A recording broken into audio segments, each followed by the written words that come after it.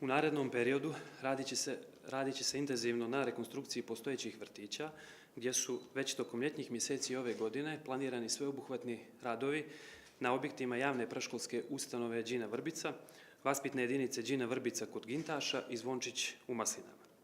Također, radit će se i na rekonstrukciji vaspitne jedinice Poletarac na Zabilu, u cilju proširenja kapaciteta za smještaj djece.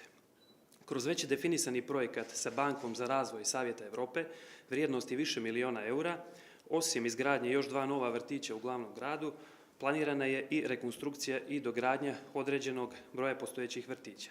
Cilj svih ovih investicija je da svoj djeci našeg grada obezbijedimo optimalne uslove za boravak i rad u predškolskim ustanovama. Kada su u pitanju školski objekti, poseban akcenat će biti stavljen na njihovoj energetskoj efikasnosti, ali i rekonstrukciji fiskulturnih sala kako bi se stvorili adekvatni uslovi za veoma važno bavljenje školskim sportom.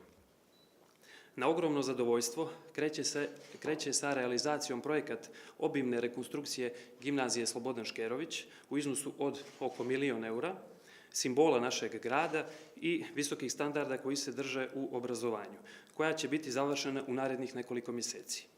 Zgrada gimnazije će u potpunosti postati energetski efikasan objekat sa znatno većim komforom za boravak i rad učenika u prostorijama koje će ispunjavati sve savremene standarde. Jedan od prioriteta će svakako biti i stvaranje svih neophodnih pretpostavki za početak realizacije projekta druge podgoričke gimnazije, gdje su upravo socijaldemokrate značajno doprinijele da se taj projekat nađe na užoj listi prioritetnih infrastrukturnih projekata usvojenoj od strane Vlade Crne Gore, planiranih za realizaciju u narednom 4-godišnjem periodu.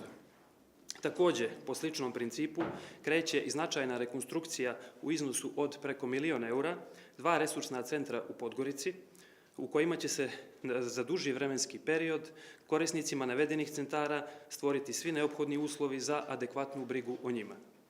Na kraju, naglasio bih da će gradska uprava, odnosno preduzeće čiji je osnivač glavni grad, biti apsolutno na raspolaganju resornom Ministarstvu prosvjete u projektu dualnog obrazovanja koji je nakon 10 godina konačno zaživio u Podgorici i Crnoj Gori.